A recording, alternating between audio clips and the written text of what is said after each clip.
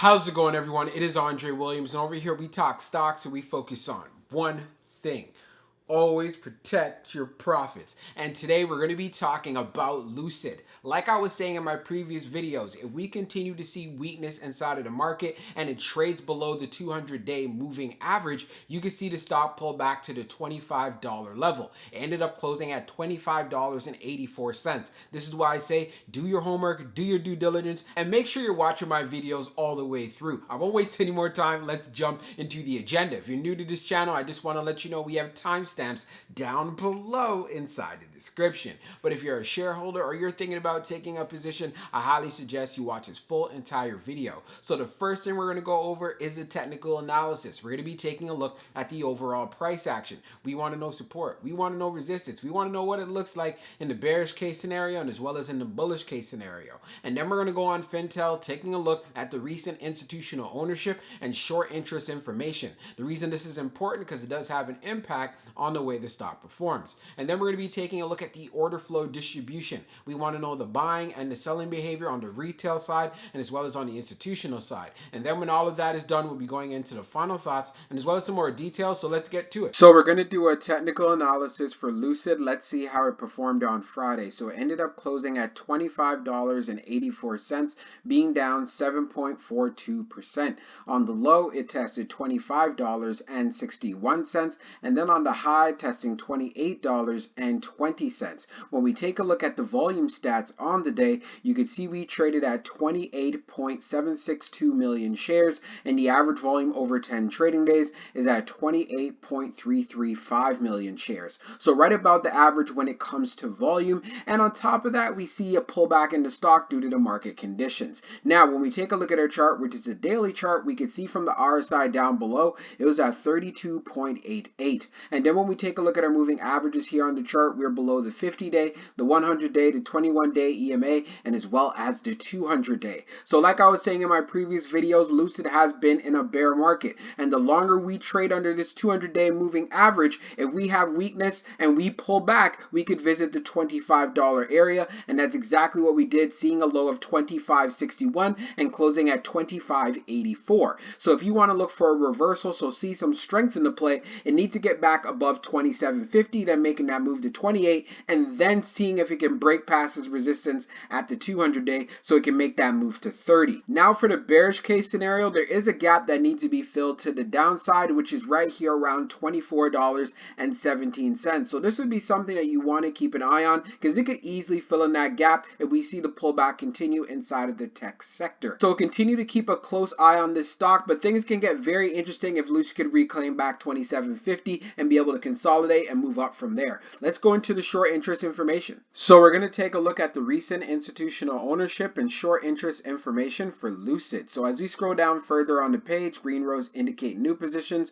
while red rows indicate closed positions. So when we take a look at the recent filings, we're going to look at the ones that are most noticeable. So for February the 11th, you can see Caption Management LLC with a call value with 22,500 shares. And then we see Agent Investment Management LP that purchased 47,808 shares. Scrolling down further, we could see some closed positions, but we see E-Fund Management Co. that purchased 15,480 shares. We have Ensign Peak Advisors Inc. that purchased 11,425 shares. We go down even more. We can see AFG Fiduciary Services Limited Partnership purchased 22,500 shares. We also have Emeritus Investment Partners that purchased 35,968 shares. And we have APG Asset Management that purchased 20,619 shares. And then we have HSBC Holdings that purchased just under 156,000 shares. And we also have American International Corp that purchased 106,000 shares plus 62 more on top of that. Then we have CIBC World Markets Corp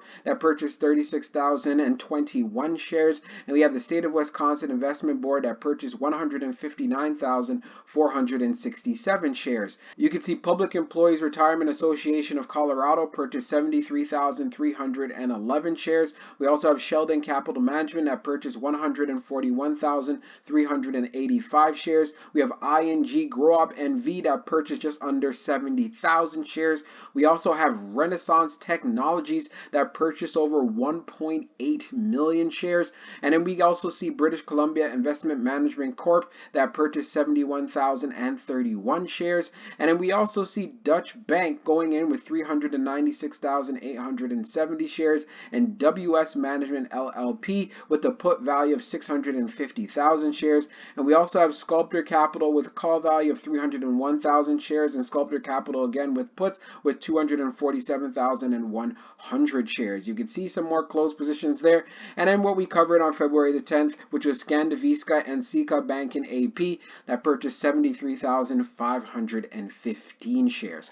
And what I want to show you guys very quickly is what's been happening as far as institutions. So we could see here for February, institutions have been loading up while Lucid has been dipping, but they've been loading up ever since the end of December. So that's one thing we want to continue to keep an eye on. So now when we take a look at the short interest, the off-exchange short volume ratio is at 60.24%, and then for the dark pool short volume, it is just over 6.96 million shares. Scrolling down further on the page, the short shares availability is at 450,000, updated 6 minutes ago, and then for the short ball fee rate, it is at 10.52%.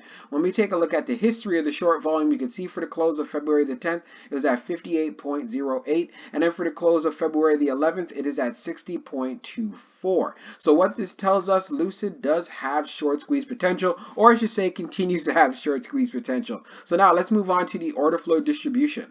Now let's take a look at the order flow distribution for Lucid. So we see here on the inflow it's at 110, and then on the outflow it's at 145. Taking a look at the breakdown, it was 0 on the large, 44.43 on the medium, 66.03 on the small. For the outflow side, you can see on the large it was 7.22, and on the medium it was 66.66, and on the small it was 71.18. Taking a look at the large scale orders in the last 5 days, you can see for the Friday that passed on February 11th, it being negative 7.22 million. Analyzing the numbers even further for the small scale orders that tend to represent the retail side, we had more selling than we had buying. And then when we take a look at what happened on the medium, we had more selling than we had buying. And then when we take a look at the large, which represents whales, institutions, or funds, we had more selling than we had buying.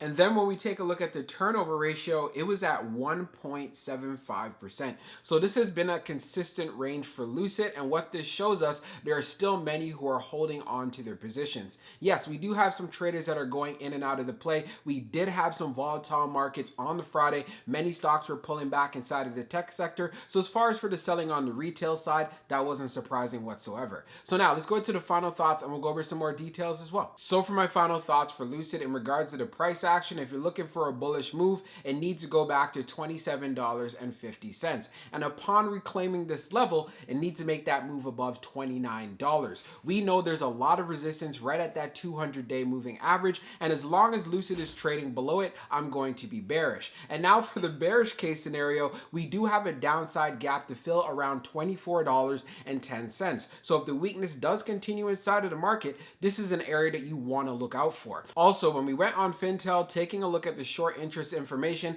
it does continue to have short squeeze potential, and shorts are even more vested in this play. So knowing that, what we need is buying volume and that buying pressure to come in, because that's where we can start seeing those moves to the upside. And also, when we were going over the recent institutional ownership, institutions are continuing to load up on shares. So again, this is very important that we start seeing some strength and more money coming into the tech sector. While Lucid has been pulling back, we see institutions have been loading up. We have been noticing there is a lot of selling on the retail side, but again, I feel the stock is not doing too bad of a job considering the conditions that we're going through. We have the 10-year yield that's well above 2%. We have all of these concerns around a war between Ukraine and Russia, and to add to that, concerns about inflation and interest rate hikes. So with all of this going on, this is why you want to keep a close eye on this play, especially if you are a long-term investor. And if you are a trader, you want to make sure you're trading in the right direction. And the best way to do that is to watch my videos plus do your homework. So I hope you guys enjoyed this video. Let's see how the stock performs for this coming week, and we'll be talking real soon.